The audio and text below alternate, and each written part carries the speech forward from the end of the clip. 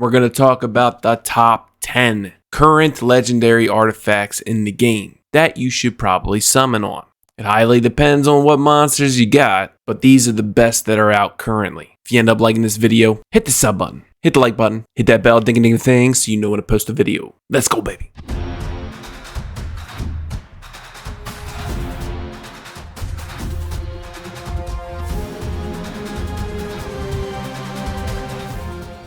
Alright, today we're going to talk about the top 10 artifacts. Starting at number 10. Number 10, Darkhard Cowa. His artifact being able to use his skill one more time at a 25% chance is very, very good. He also gets fear, but that's mainly for PvP. But he has a chance to apply attack, speed up, precision up, and crit rate up level 4. Just in one skill. This is huge for your attack speed based monsters. Notable mention, Light Harg was almost at the 10 spot as well. Has a chance to give the summoner mana anytime a buff is applied. Plus the increased attack speed is great. Coming in at number 9, Light Monkey King. He gets a defense buff when he has a successful root. Now Light Monkey King being top meta, but when enemies are rooted and they attack him, he takes less damage. So the defense buff, yes, it'll help, but it's not detrimental. Coming in number 8, Dark Vampire Hunter. Increases the duration of his rage by 10 seconds when he defeats an enemy. Increases his skill damage by 20%, and all of his skills ignore the target's damage mitigation effects. Number 7, Water Monkey King. His buff strip is pretty much automatic. It ignores the target's resistance,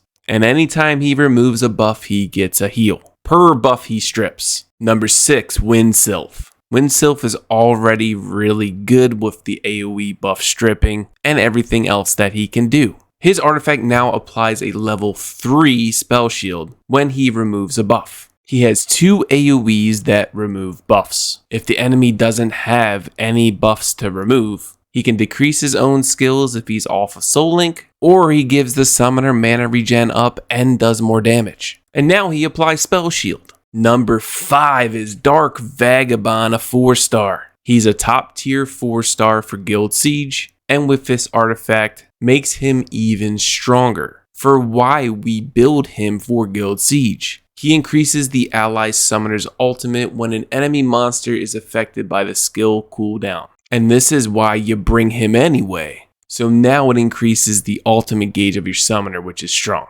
Number 4 on the list, Light Fairy Queen. Applies immunity to team members for 8 seconds. This is at the start of battle in arena or siege. This is even stronger than Season 1's Moon Legacy set. So you can use Fran and then use a different gear set. She also accelerates skill cooldown by 35%. Super strong. Number 3, Water Vamp Hunter. He has a 35% chance every time he removes a buff to give the summoner mana. His accuracy is increased by 20% from this artifact as well, so you don't have to focus too much on accuracy when you build him with runes. Now number 2 on the list may surprise you, Light Vagabond Darion. Darion is, for one, probably the best provoke tank in the game. Number 2, he's probably the best 4-star in the game, but his legendary artifact just makes him 20 times better. His legendary artifact now removes 2 harmful effects on himself, and also implies invincibility whenever his passive procs. His passive procs every 15 seconds, and it also procs in the beginning of the match after a second of someone hitting anybody on the team. So there's only ever going to be a 10-second window to kill Darion unless you have beneficial block effect. Please give me Darion artifact and 5 dupes, thank you. And number 1 on the list,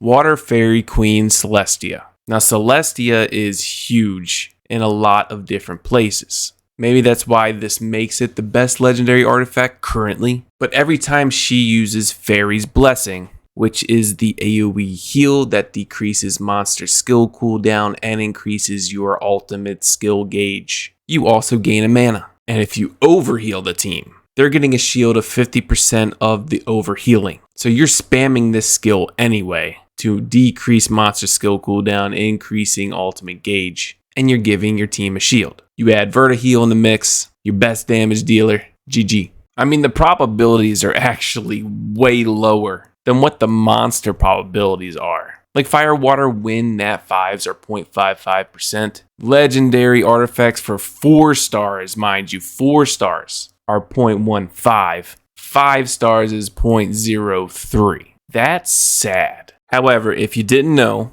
in Alchemy you can craft legendary artifacts if you have 5 artifact core. These artifact cores can be obtained through dissembling, and that's through dissembling 5 legendary artifacts. You get 5 legendary core. So you craft this with those dissembled legendary artifacts. It's guaranteed to be a 5 star. So we're going to use it and we're going to get, holy moly, a Light Monkey King 1. Although I don't have Light Monkey King. So rip. Also, side note, you can combine purple artifacts to get legendary. That's how I've gotten two Water Vampire Hunter artifacts. I got 7 sets of 3. Let's see if we can combine to get a legendary artifact. It's a very small chance, but it's happened before, and bam! I just wanted to show you this because there's a lot of people out there that's saying artifacts are pay to win. There's no such thing as pay to win. It's pay to advance quicker. That's it for today's video. Those are the top 10 legendary artifacts to help you maybe decide on where you want to put your summons in. If you end up liking this video, sub, like, ding ding bell. I'll see you in the next one. Peace!